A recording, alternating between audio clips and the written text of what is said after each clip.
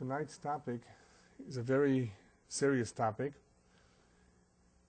and it has to do with how is it possible that Am Yisrael, the Jewish people, with our tradition intact ever since we received it from Matan Torah, that it should be possible to be so many machlokot, so many debates, differences of opinions. And I'm talking right now mostly about the Chachamim, the Gemara, the Mishnayot, where one finds a tremendous amount of discussion, debates between Bet Hillel and Bet Shammai, for example, and others as well. How come things are not clearer? How come the Halacha is not obvious? Much the same. The Torah has not changed, cannot be altered in any way possible. And supposedly, we have the entire Torah. The Torah Shebichtav, the written Torah, the Torah Sheba'al Peh, the oral tradition that came along with it. So we know that the chain has not been broken, but nevertheless, there appears to be, in some areas of Halacha at least, various opinions. And B'ezrat Hashem, maybe next week we'll talk about a similar topic. How is it that there are many customs and various traditions amongst the different Jewish communities in the world? Ashkenaz, Sepharad, Temanim, and so forth. It is similar, but it's a different topic.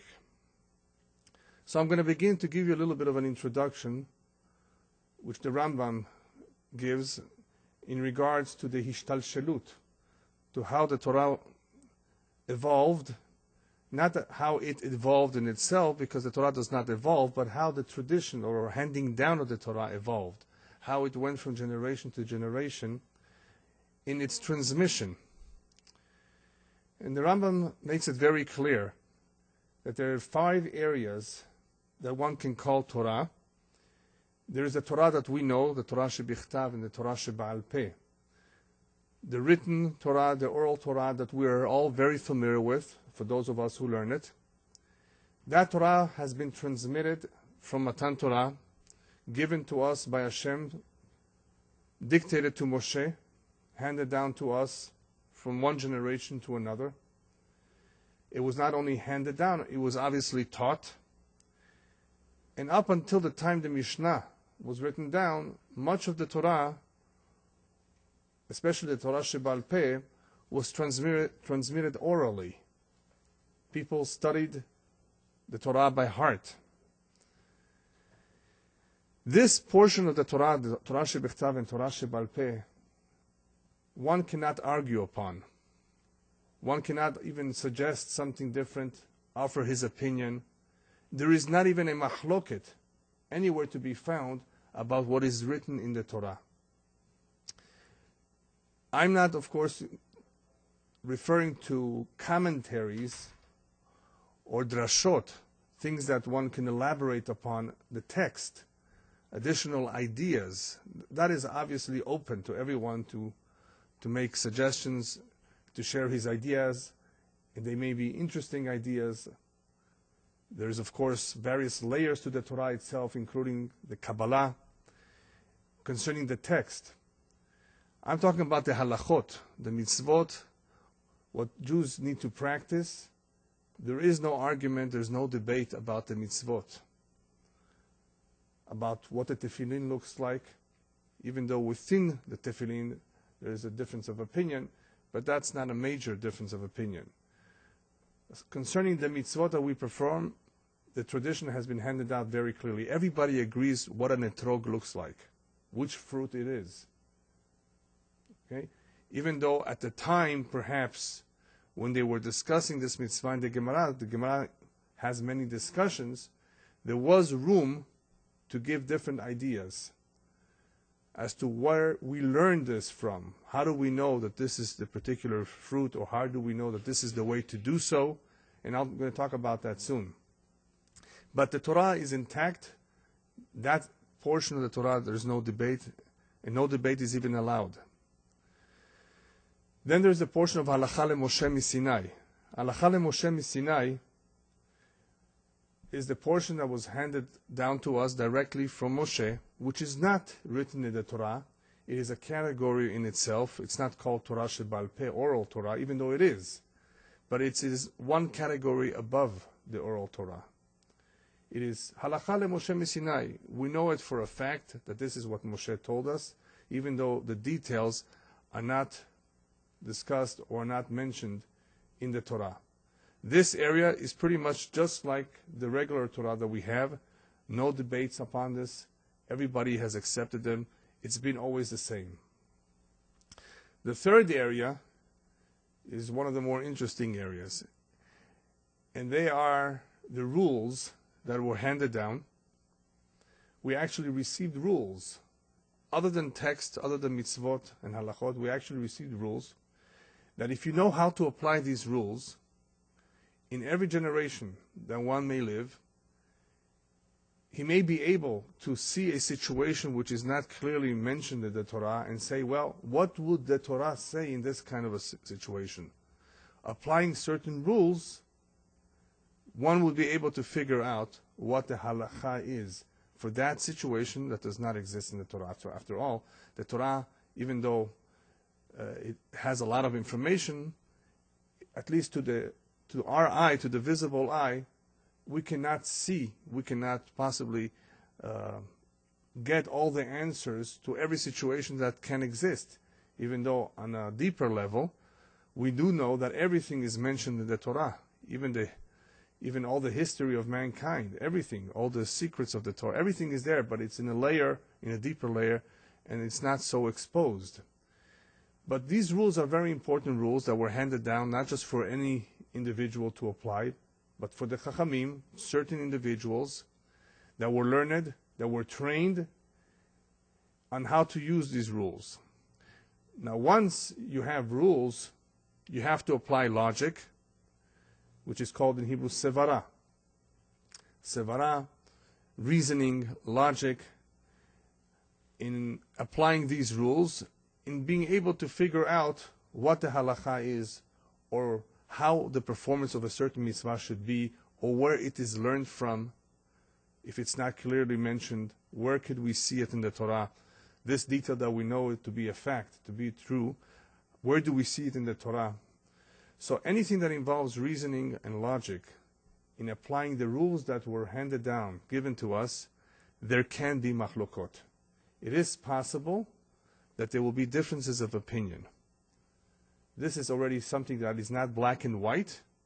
This is already subject to reason and logic, in other words, people's minds. But, of course, they have to follow certain rules. And once they follow the rules, it is very possible that they eventually will agree.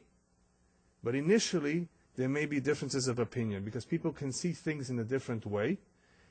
And the interesting part about all of this is, as I will explain later on, they can all be valid. All of these opinions can actually be correct and true. So that's the third category. The fourth category are all the decrees that came about later on in time in our history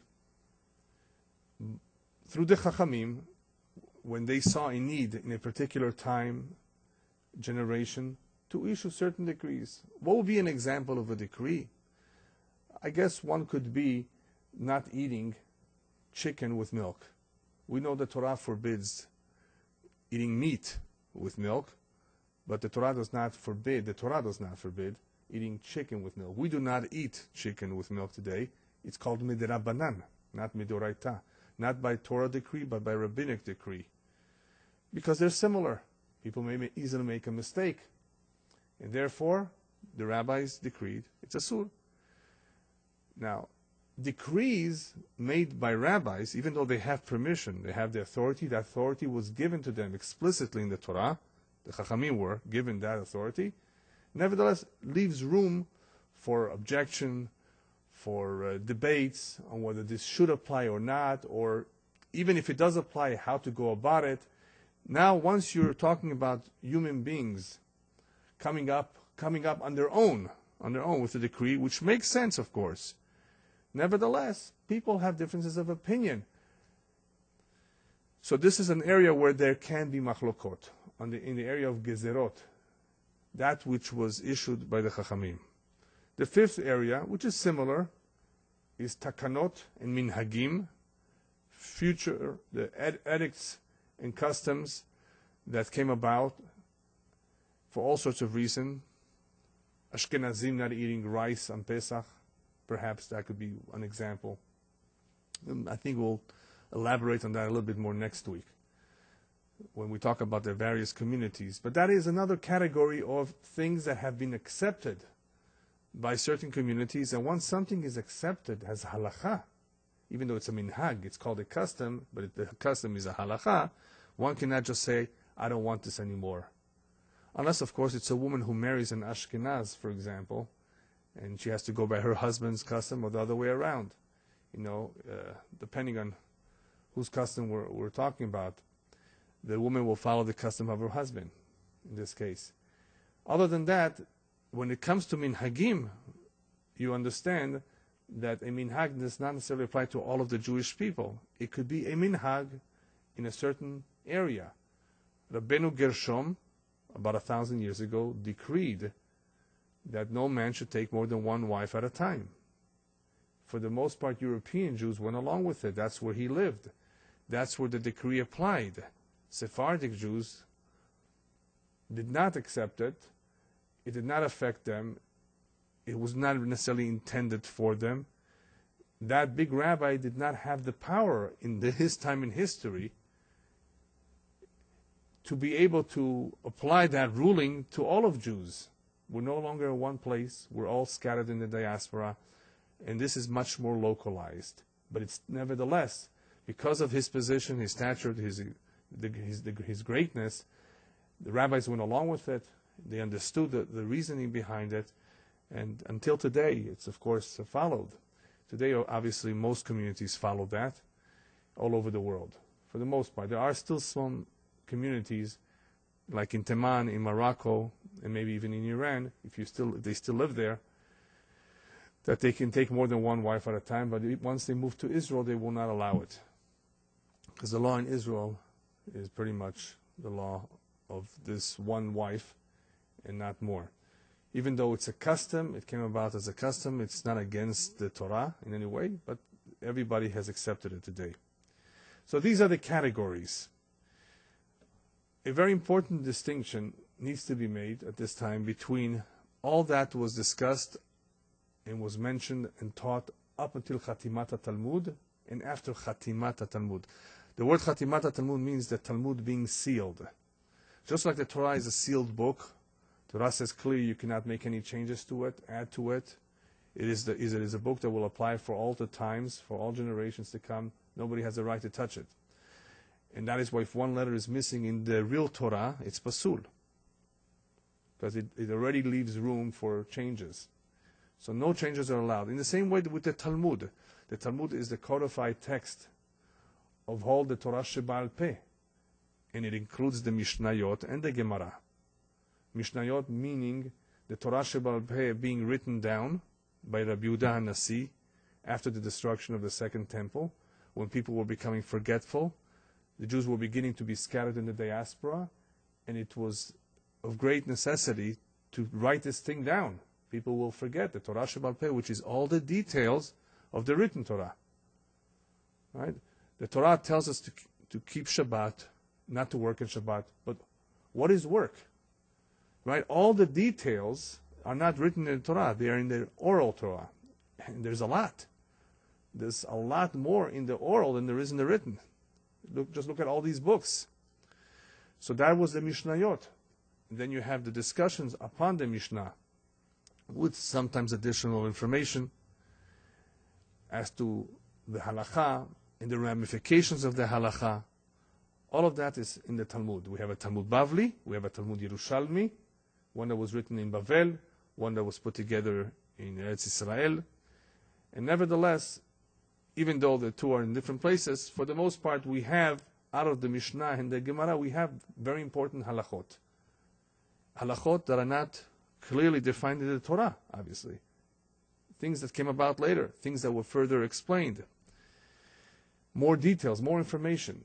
So once the Talmud has been sealed, which means it was finished, nobody can make changes to it. That is a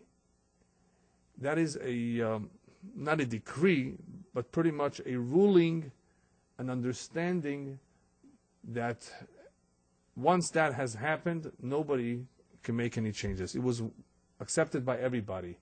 That's it. There's no more Gemara. There's no more additional Mishnayot. There's no more adding to that Torah Shebal Peh. In the same way, similar idea of why we cannot change the Torah. But some of the reasons behind the sealing of the Talmud also has to do with the timing, the generation, the people who were involved. As we go through history, it becomes apparent. It becomes very apparent that there's something called Yeridat Hadorot. The generations are becoming weaker. Weaker in their ability to comprehension, just plain comprehension, the ability to reason, and therefore in their ability to make certain decisions. The Hatimat Talmud, therefore, is a certain time. It's a certain moment in the history of our people, where after that we don't really have the ability to argue on that which is already established. Today, for example, if somebody, a big rabbi today, wants to argue with another rabbi of his time or of the previous generation, he can do so. If he can prove his point, why not? One can even argue with rabbis 300 years ago. They were greater than us, perhaps, definitely. But if you can prove your point, you have the right to do so. We cannot argue with Rishonim. Rishonim is a period in Jewish history that was approximately between the year 1050, approximately 1050, to the year 1450, about 400-year period, up until the Bet Yosef. The Bet Yosef, who wrote the Shulchan Aruch, is the transition between the last of the Rishonim and the beginning of a period called Acharonim. We are Acharonim, we're the last before Mashiach comes. In Acharon, anybody belonging to this period called Acharonim cannot in any way really argue with a Rishon.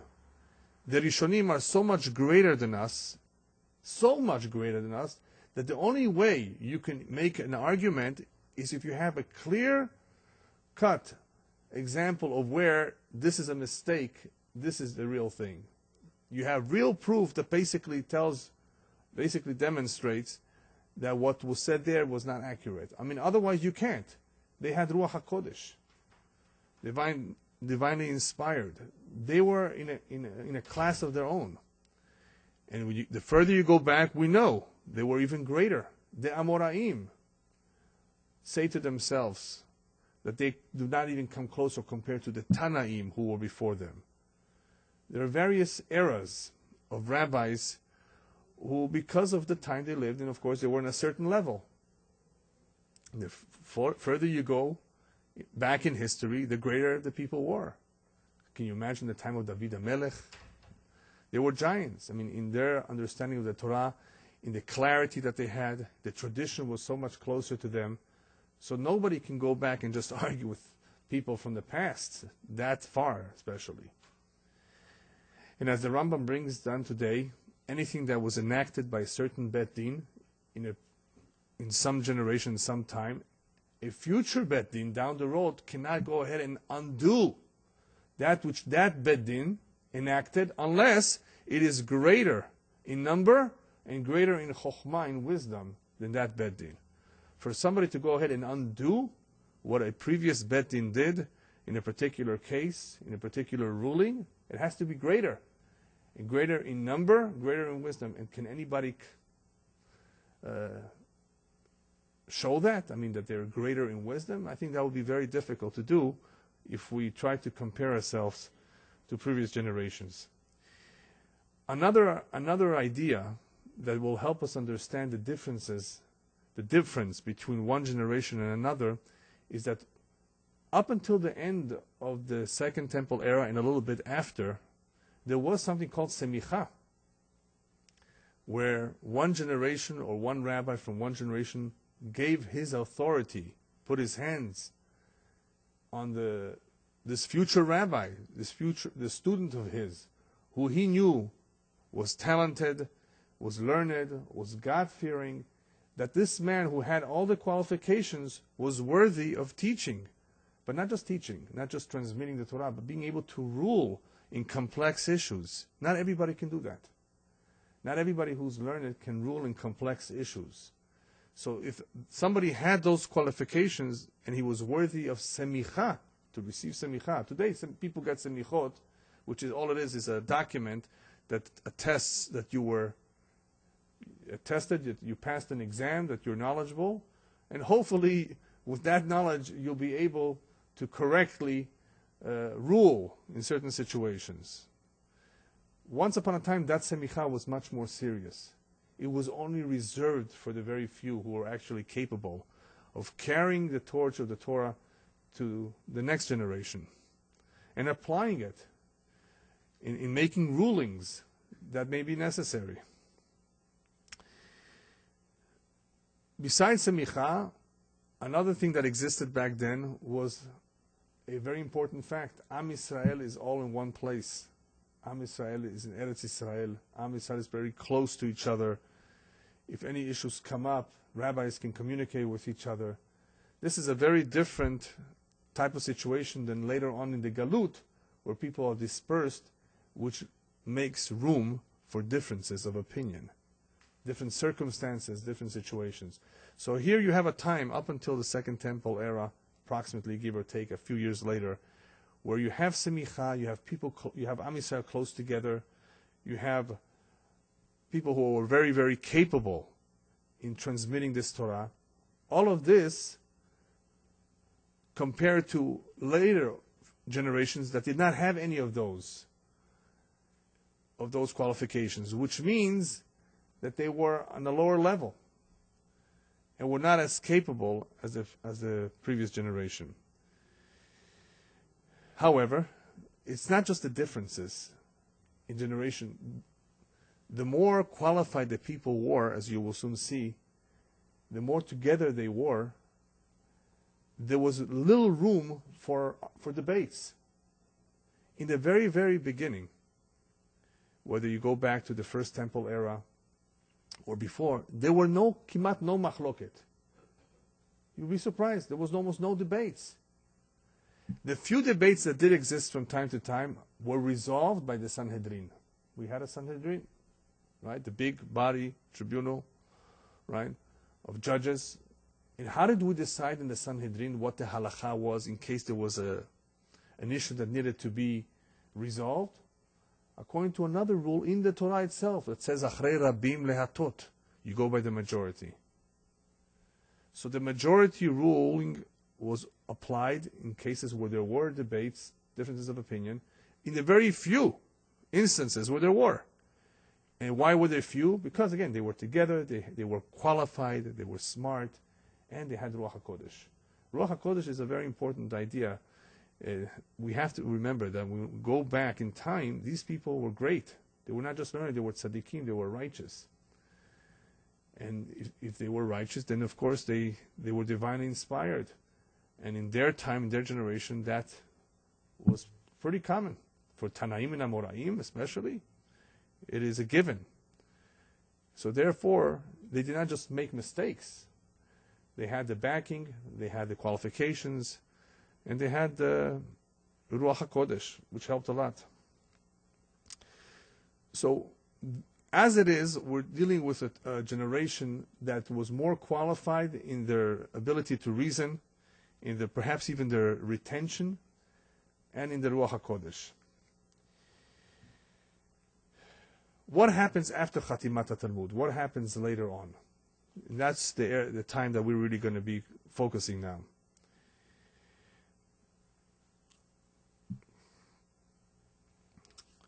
After Khatimat Talmud, several things happen. Number one, the generation suffers a yerida.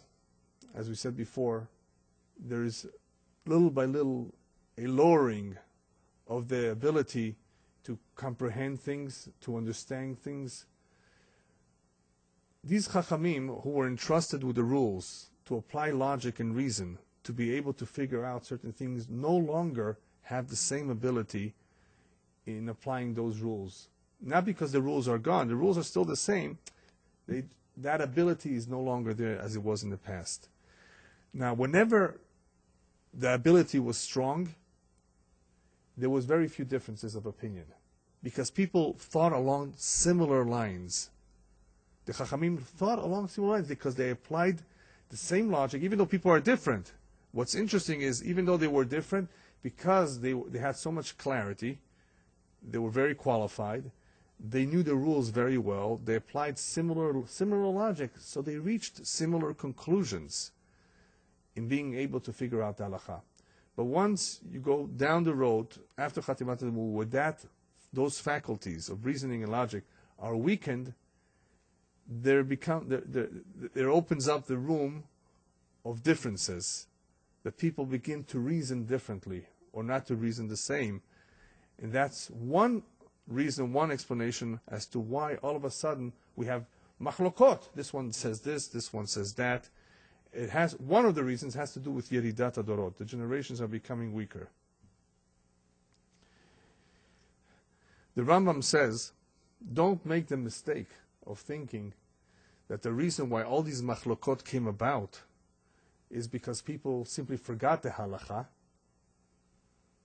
Forgot. It's chaz v'shalom. There was no forgetting the halacha. The halachot, whatever we knew, were handed down. It has nothing to do with the fact that somehow a mistake happened. People may think, you know what? You know why there's all these machlokot? People forgot. People got scattered all over the place. The chain was broken. No, the chain was not broken.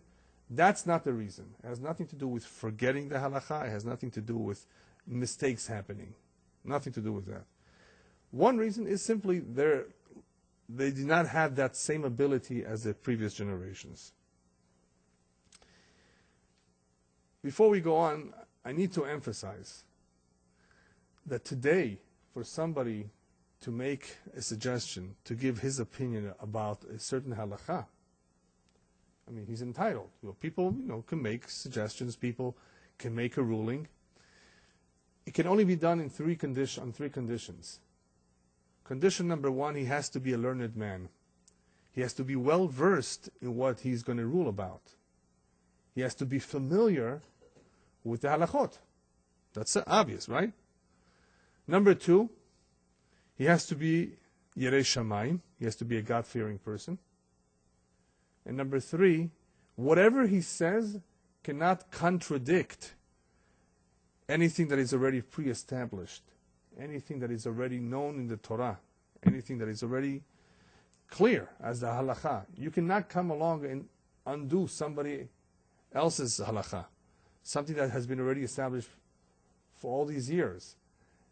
If it's a contradiction, if it goes against a clear halacha, a clear understanding, it's not accepted.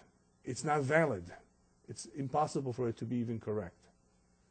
So these are some of the conditions or criteria that one would need if you want to rely on somebody, if you want to go to someone, you want to learn from someone, you would want to make sure that this criteria is there. If he's going to give an opinion about a certain matter, a certain issue, he better be very well versed in that particular subject matter. And what I mean by that is that he should have covered all the Talmud, Zohar, Midrash, whatever there is on that subject matter. You have to be careful. Otherwise, you may be making a mistake. Imagine somebody that gives a ruling about something, then you go ahead and pull out the Sefer, Shulchan Aruch, says, here exactly it says the opposite of what you just said. I mean, it's embarrassing, right? Well, that person should have first investigated before he gave a ruling. Never, the rabbis tell us, never be quick to give judgment until you've investigated the matter, until you've looked into it. It may be an area of halacha which you're not so familiar with, which you haven't studied and reviewed recently. So how could you give a response on the spot, especially if it's complex? Think about it. You don't want to mislead people either. Chaz v'shalom, for somebody to teach something wrong and mislead people, that's a terrible crime. It's a terrible sin. Nobody has the authority to just teach people what he thinks or what he thinks he knows without checking it out, especially if it's a very sensitive topic, especially if it's a halacha lemaaseh. You know how dangerous that is. A person could be machshil, to mislead someone, telling him this is kasher when this is taref, this is tahor when this is tameh. You have to be very, very careful. People have to be qualified, just like a doctor or a surgeon should not operate on someone unless he knows what he's doing. But there have been cases of people thinking that they know what they're doing, and they messed up. And the rabbis tell us in Pirkei Avot, Chachamim izaru b'divrechem. Be very careful with what you teach. Be very, very careful with what people hear. They shouldn't misunderstand you, because once those people leave the room and they have no way to ask you again, they're going to have in their mind wrong ideas, which may ruin them for the rest of their life.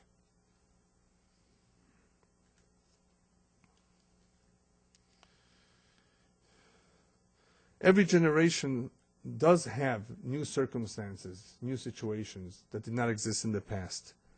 Today, the 21st century, we have things and we have questions in Halacha that did not exist in the past. So how are we going to deal with them? The Torah does not even talk about them. Artificial insemination. Right? It has all sorts of issues, questions in Halacha.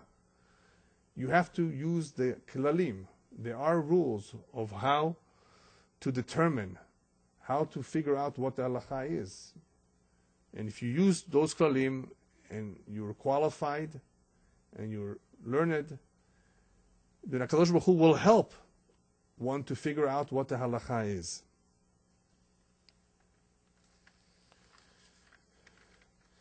Yes.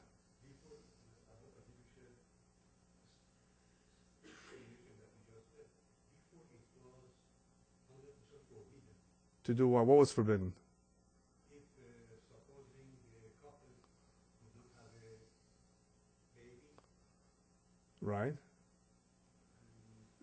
this was due to the woman and all, Right.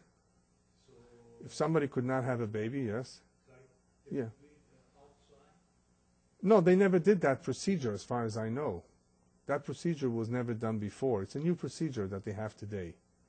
I'm sure people had in the past similar problems of becoming pregnant, but this method that they use today, as far as I know, is a new method.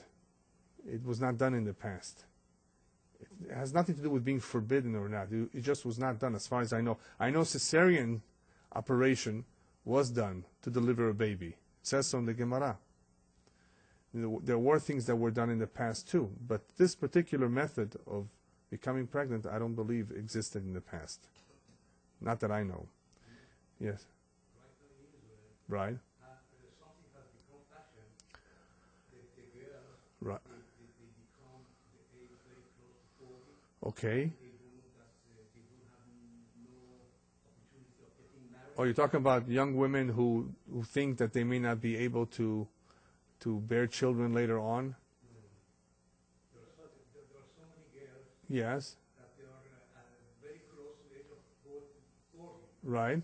They go and do these operations. Well, if they're not married, a woman who's not married cannot just impregnate herself with somebody else's, zera. No. No, it doesn't work like that. You need to get married, chuppah v'kiddushin, in order to be able to go through that process. You can't just go ahead and take anybody's seed. That doesn't seem right? Doesn't sound right. All right, so I gave you just a little bit of an idea of what happened in the generations after the Khatimat Talmud. However, there are some additional explanations given as to why this machloket came about. Let's take a look at the more famous machlokot. One of the most famous machlokot in debates concerns Bet Hillel and Bet Shammai. You will find that group very much mentioned in the Gemara. Many debates, Bet Hillel and Bet Shammai. So before we try to understand how come these great schools had debates or difference of opinion, I want to remind you of a very important point. Machloket in itself, a debate, is not pasul. It's not something which is wrong. It all depends what your goal is. Rabbis tell us, machloket shehi leshem shamayim, sofa litkayem. If the goal of the debate is leshem shamayim, for the sake of heaven, what's for the sake of heaven? To be able to figure out the truth. That's all. Then it's acceptable, and sofa litkayem. There is a beracha, that because your efforts here are to figure out the truth, this effort that you are applying will bear fruit. Sofa litkayem, the effort that you're applying will bear fruit. You will be able to arrive at the truth, and that opinion, even if it's not implemented, will have a kiyum. In other words, it will be accepted. Okay. Again, the efforts that are being made, the Shem Shamayim, will bear fruit. That means something beneficial will come out of it. Plus, it will have kiyum. That opinion, that conclusion will not be forgotten. It will be accepted. It may not be implemented, but it will be accepted. It will be recorded. What's a machloket not l'shem shamayim, not for the sake of heaven? The machloket of Korach. Politics, when there is an interest involved, when the whole idea is to make division for one's own honor and name and so forth. That machloket has no kiyum. That machloket will b'ezrat Hashem be forgotten, will not lead anywhere. It can only be destructive. It's not beneficial. So obviously, if we're dealing with a machloket that is the Shem Shamayim, it is acceptable. Because what are we trying to do here? We're trying to figure out the truth. So the word machloket, even though it sounds no good, it can be acceptable if the goal is for the right cause, for the truth. Therefore, you will find that the following terms that the rabbis use when it comes to machloket. Kachi darka shel Torah. That is the way of the Torah. In other words, to debate. You will find the term machloket being a milchama of Torah, being the war of the Torah. Because this is a good milchama, a good war, a good debate. This is the way of learning Torah. To be able to refine, to debate, to figure out, to be sure, to try to reason, to try to argue perhaps it's not so. And this is how you reach the truth. So in itself, the word machloket is not necessarily something so bad. It all depends what the goal is. The biggest chidush of machloket, however, is, what's the biggest chidush? The biggest chidush meaning the greatest revelation that I'm going to give you today, is that it's possible for everybody to be right. Everybody involved in a debate can be right. And that's what's difficult for some people to understand. How could it be possible that elu ve'elu divrei Elokim chayim, as the rabbis tell us, that what he says and what he says, both are words said by God, by Hashem? How could that be? Isn't there just one absolute truth? Isn't there one absolute truth? Yes, the emunah, our emunah in faith in HaKadosh Baruch Hu is absolute. But when it comes to halacha, the word halacha means to go, lalechet. What we're trying to figure out here is not what's the mitzvah in the Torah, because that we know, right? That's not touchable, the mitzvot. But sometimes the halacha can be like this, and it could be like this, because halacha meaning, how do we go? How do we adapt? How do we adapt it to the situation based on the circumstances? It could be that the halacha could be different. Now, don't get me wrong. I have to be very careful when I'm saying this, because people can think, okay, some movements in Judaism claim that we have to adapt to the times. Chas v'shalom, the Torah is not adaptable to the times. The times have to adapt to the Torah. So when I say that the halacha can be adaptable to the situation, it's of course based only on the klalim, the rules that we were given. You still have to follow the rules and how you are kovea, how you establish the halacha. You are about to make a ruling on a situation. You still have to follow certain rules. Those rules are not bendable. But there are quite a few rules. And there is also a rule that in a certain situation called hefsed merubeh, there is a tremendous financial loss, you can eat the chicken. Let's say something is not good with a chicken. Okay? But the guy is a caterer, and he made 500 chickens. Do you know what a big loss that would be if we rendered that chicken, which is already, of course, lost amongst the 500 chickens, if we say it's taref? It will mean his whole wedding is spoiled, his whole banquet is spoiled. Tremendous loss of money. There may be room to allow for a lenient ruling.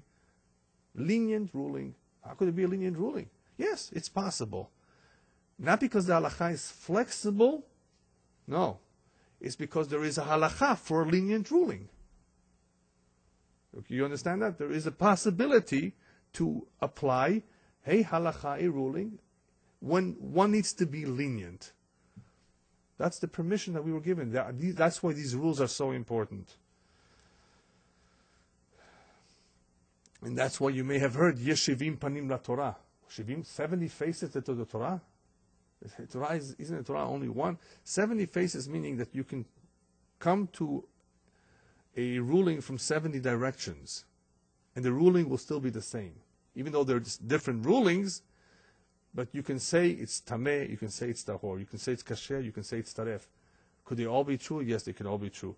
And as the rabbis tell us, all that the chachamim have said based on using those rules, kulam nitnu miro'eh echad, they were all given from the same shepherd. Moshe Rabbeinu was aware of all of these. In other words, when he was taught the Torah, he was taught everything that eventually any student of Torah would come up, any ideas. Because if you apply the rules, it is all possible. It is all possible. And therefore, they're all acceptable.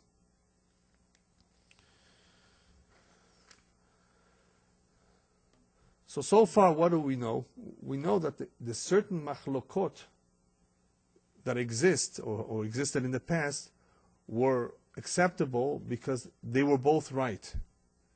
They were both right in their ruling, but they came about their ruling from a different approach. And I'm going to give you some examples soon.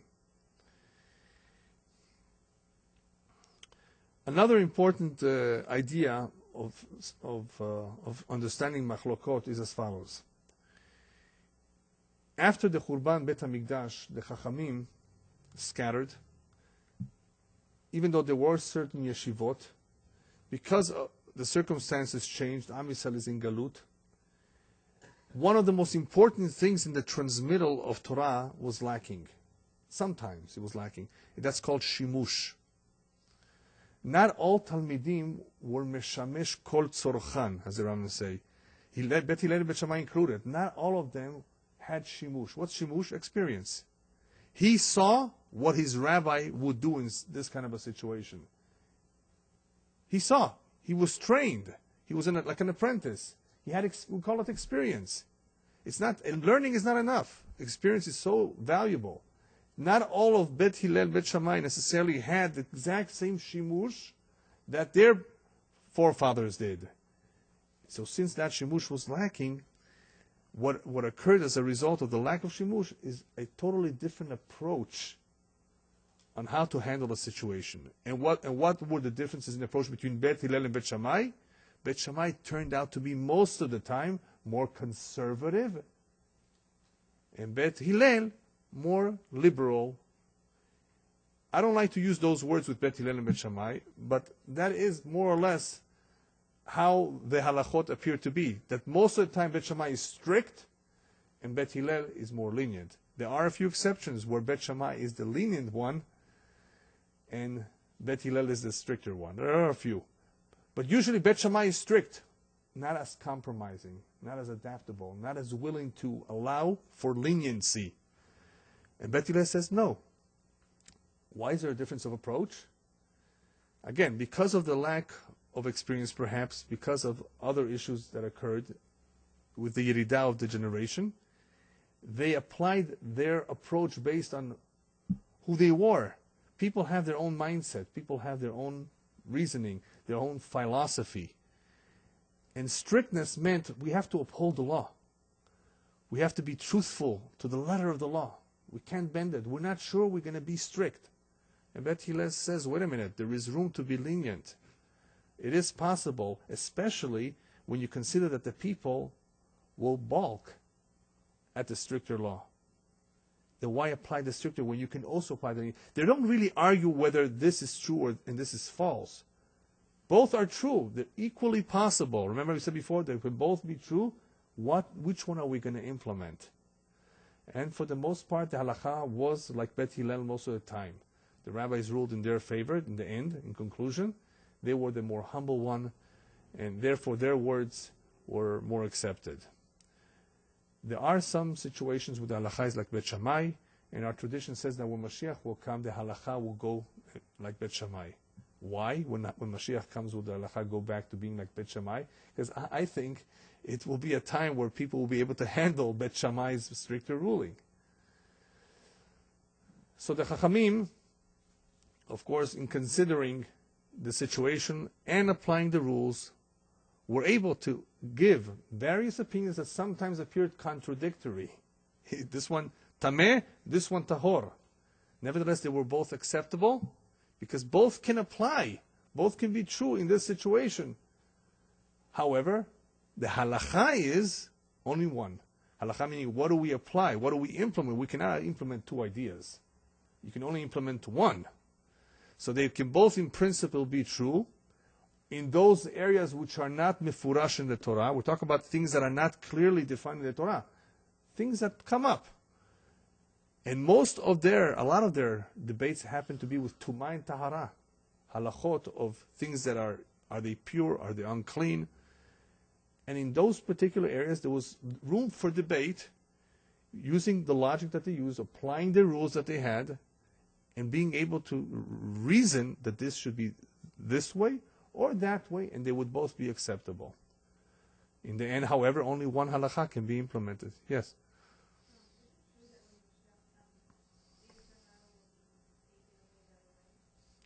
Well, the question was, will the Yetzer Hara be taken away when Mashiach comes? We do have various stages in the coming of Mashiach. We have the ingathering of the diaspora. We have the building of Yerushalayim. We have Tchiyat HaMetim.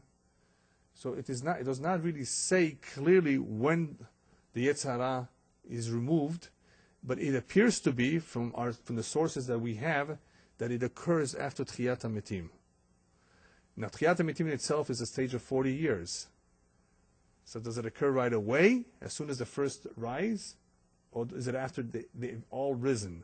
It doesn't say that, but at some point in the time frame of Tchiyat HaMetim and after, the Yetzer Hara will cease to exist, which means that we will not have the same challenges and struggles that we have today.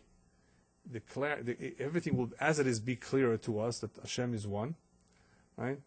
And Mashiach will rule over the world, and there will be no more tzarot, no more problems. In the very beginning, we do have a Bet HaMikdash, so people will still be bringing certain korbanot, certain sacrifices, for a certain amount of time at least. So some of our life experiences will be very similar to what we know of today.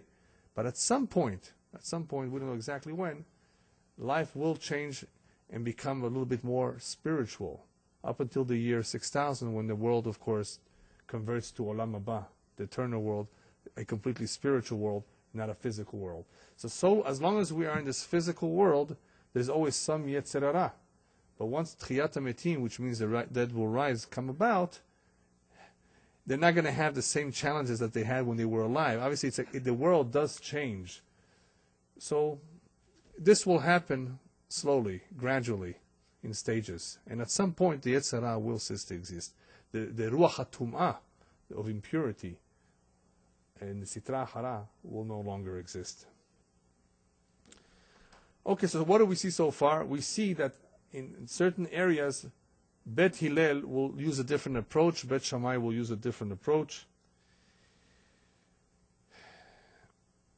And even though they had many debates about very, very important areas of halacha, there was always peace between them. They married each other. You would think, oh, you have a different lifestyle, you are lenient here, oh, I can't marry into your family. No, even though they disagreed, they still married each other, they still lived in peace, and there was harmony between them, because they debated L'Shem Shamayim. And they knew that the halacha is either or. It was a question of which one do we implement. So they married each other. There was no problem. Let me just go over a few quick examples of some machlokot, some interesting machlokot. You may recall a famous story of a potential convert, a goy, a non-Jewish man, who approached Shammai. Please convert me, but I first want you to teach me the Torah al regel achad, while I'm standing on one foot. He wanted a quick fix. In other words, al regel achad, to learn the whole Torah. Shammai basically told him, scram, get out. I don't want to deal with you. Why? What was wrong with that? He wants to learn the Torah quickly. Shammai's message to the ger was, you're trying to figure out the Torah in a short amount of time, and that is how you will become a convert. That won't work for you. To be able to understand Torah, to be able to figure out the essence of Torah, you have to learn the Torah. You have to learn. You have to go through it. Once you go through the Torah, you will be able to appreciate it, understand it, realize what it is. And then, of course, I will be able to convert you. In other words, if you are willing to go through the whole thing, you can't take shortcuts. Bet Shammai was basically saying there's no shortcuts to this. You want to be able to understand what the Torah has to teach, you have to go through it. He goes to Bet Hillel, and Bet Hillel, of course, was a softer person, easier personality. Bet Hillel, I shouldn't say Bet Hillel. Hillel. We're talking about Hillel and Shammai. Bet Hillel and Bet Shammai were the schools that later formed. Hillel, can you convert me? Regel achat. Again, what is his question? Can you teach me the essence real quickly of the Torah? To be Jewish quickly. He says, yes. The essence of the Torah is treat your fellow Jew as an equal. Be respectful of him. Be concerned for his well-being. That's what V'aftal l'recha kamocha means. He says, the rest of the Torah is all the details of that mitzvah. Go learn it. I just taught you the whole Torah, or the essence of Torah. What did it really teach him? The essence of mitzvot ben adam lechavero, the mitzvot between one Jew and another Jew, which is the foundation of the Torah. If you understand that, you will be able to have an easy time learning all the other mitzvot and complying with them too. So that is the essence.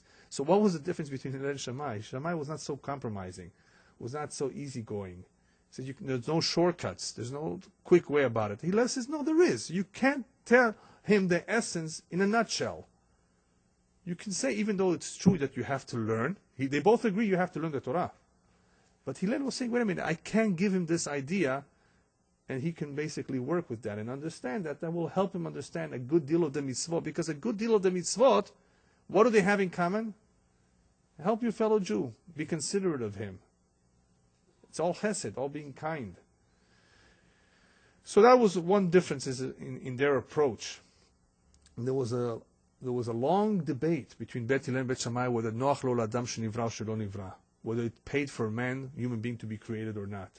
In the end, the conclusion was noach lo shelo nivra. He would have been better off not being created. What's going on in this argument? This is more of a philosophical argument. What are man's chances of doing well in this world, spiritually, complying with God's commandments? Statistically, the odds are against him.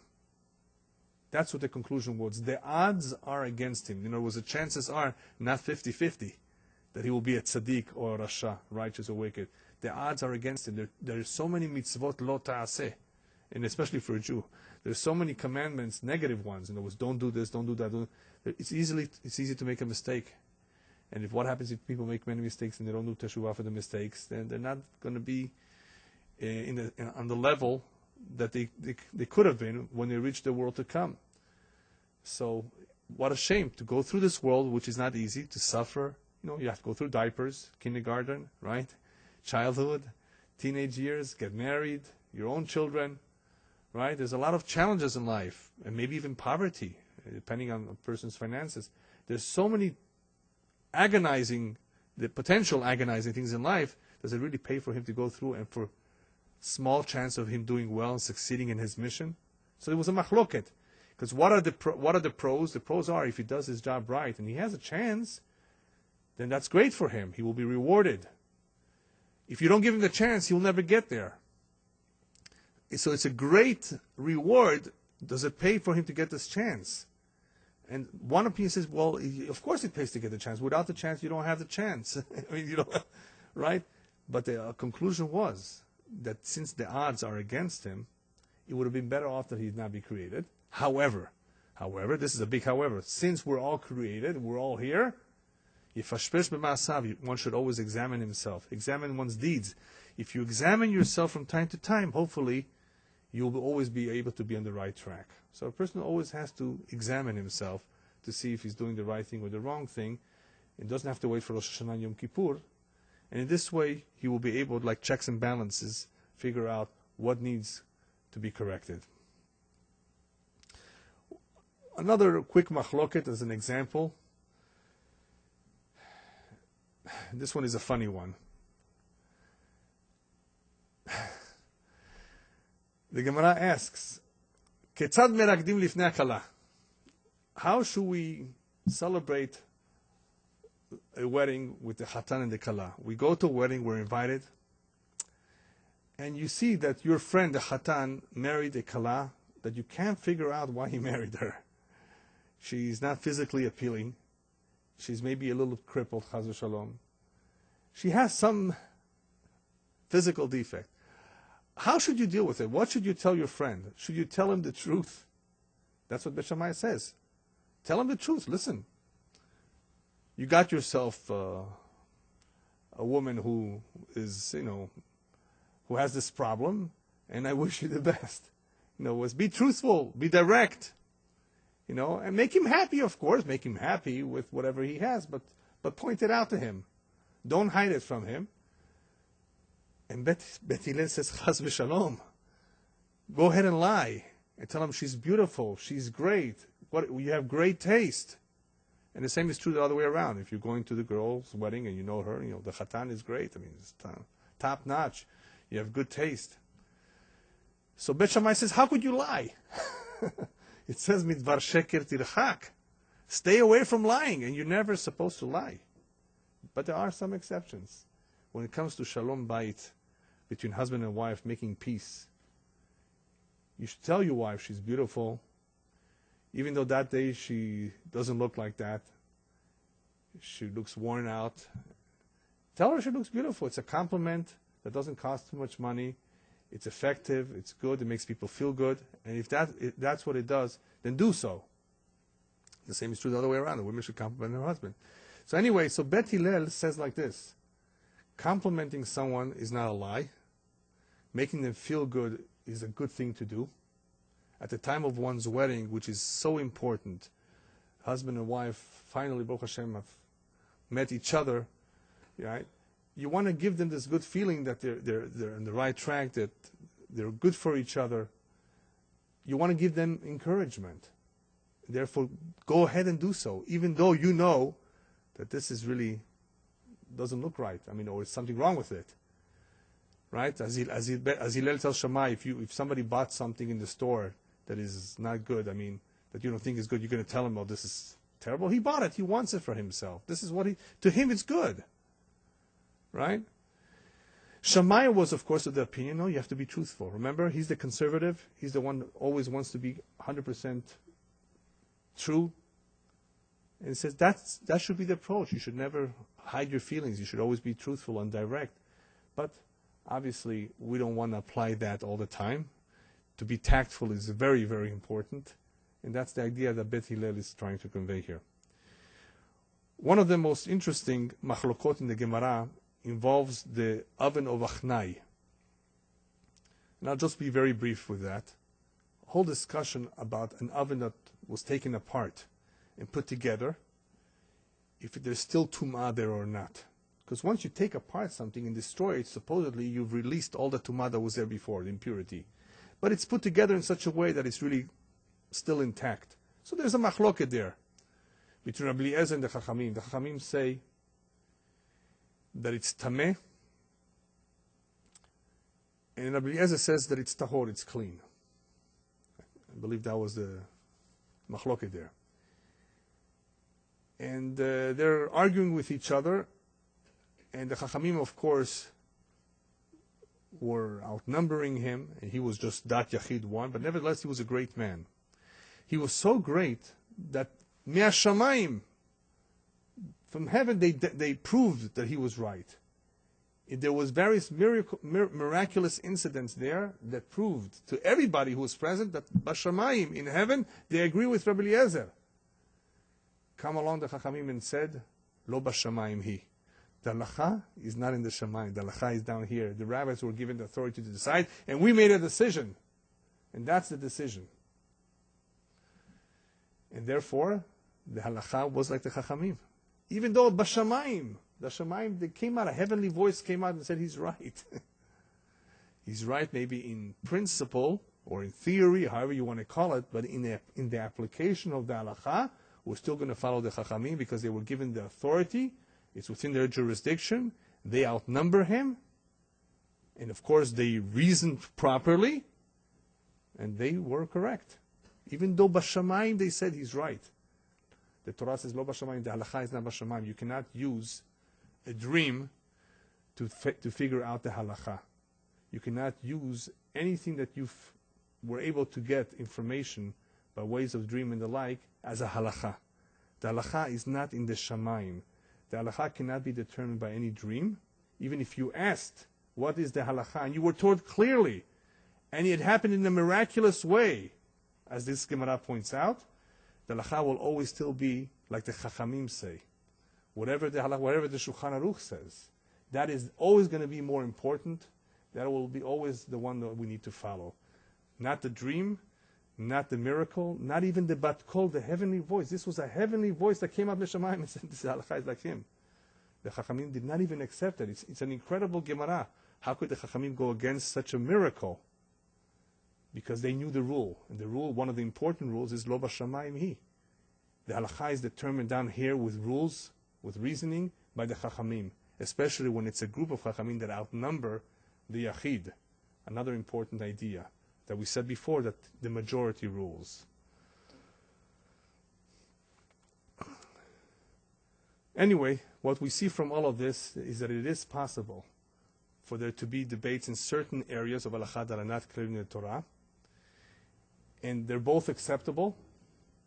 Nevertheless, only one will be the Halacha. They're both acceptable because they're both truthful based on the rules that we have. Based on the rules that we have, certain situations can tolerate more than one Halacha, more than one opinion. The Halacha, in the end, however, will be one, because we can only implement one. I'd like to finish with the words of Rabbi Kook, Rabbi Yitzhak Kook, who said something beautiful about what we say, that Talmidei Chachamim marbim shalom ba'olam. The Chachamim, in all their debates in the study of the Torah, they increase peace in this world. What does that mean? Marbim shalom ba'olam. Through debate you increase peace. Debate brings machloket, brings sinah, hatred, division. It says people should not think that shalom means that everybody will agree to one opinion. That's not shalom. True shalom is when you are able to make ribui hashalom, to increase peace. How do you increase peace? When you're finally able to see that all the opinions are correct.